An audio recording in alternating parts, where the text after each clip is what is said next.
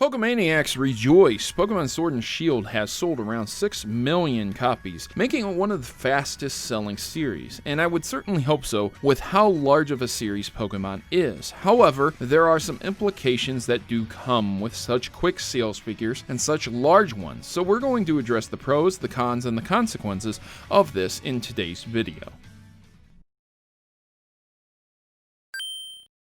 Yeah, so Pokemon Sword and Shield has sold. Even though I reviewed it as a mediocre game, a lot of people seem to enjoy it, and hey, basically a middle-of-the-line Pokemon entry isn't necessarily bad or amazing, so a lot of people can play it, including kids, and this can be one of their greatest first experiences into Pokemon. With that said, this game has sold around 6 million copies, and probably a lot more, and will a lot more, coming up this Black Friday and this Christmas, as people are going to get Nintendo Switches and want to play the newest entry into Pokemon.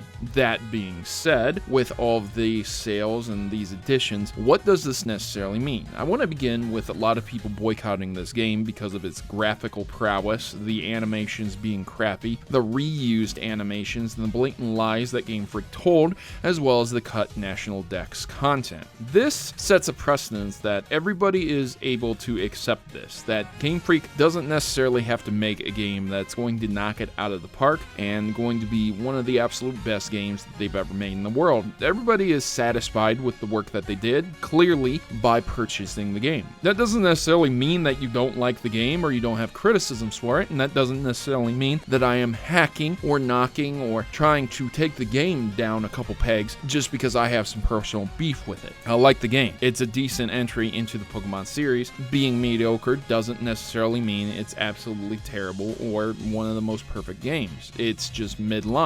And by accepting that as fans, this is what we're going to be getting in the future. They do not have to go above and beyond anymore. They know that you are going to buy this game. That is the consequences of not sticking to your guns and boycotting the purchase of Pokemon Sword and Shield if you were completely against it. Now, if you were for it and you bought it and you totally accept the product that you got, then you're happy with it. Or maybe you're not, but you still made the purchase. My point is, once again, as consumers, we need to vote with our wallets, and if you didn't, and you went against your gut, and you thought that it wouldn't be anything absolutely amazing, and you bought it anyways, then sorry, you played yourself, as GJ Khaled would put it. So, as sad as that can be, that's just what it is.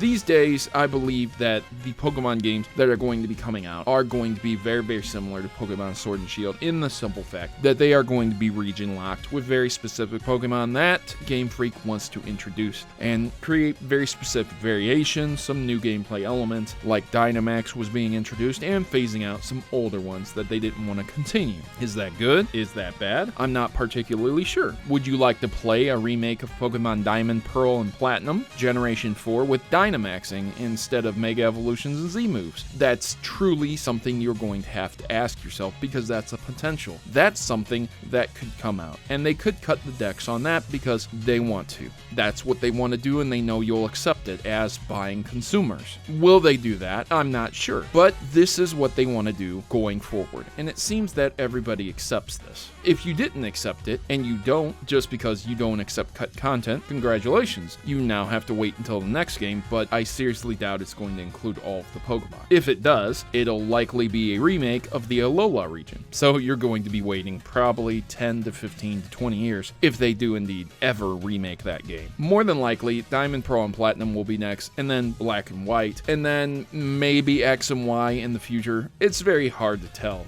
but you will be waiting a long time if that's what you're looking for. And hey, if you're a patient person, then you won't waste your money on Pokemon anymore. But if you're just a Pokemon fan who's along for the ride, you will be happy to know that your series is pretty safe on the sales side. With 6 million copies secured, that means Game Freak is looking to already developing the next Pokemon game. And with what they've said in the past, their next entry will be very, very similar to Pokemon Sword and Shield. So if you enjoyed your experience here, you will likely enjoy the next game as well. Well, that does it for me, ladies and gentlemen. How did you enjoy Pokemon Sword and Shield? Were you surprised? Did you agree with my review of it being pretty mediocre midline entry? Let me know in the comments down below. You can like and share for free. That supports me greatly. And I'm still giving away free copies of Pokemon Sword and Shield over on Patreon, along with other bundles and deals just for supporting me there. Now, I've been your host, Brother Mario, and I'm signing out. As always, good gaming, God bless, and I hope to see you back here next time.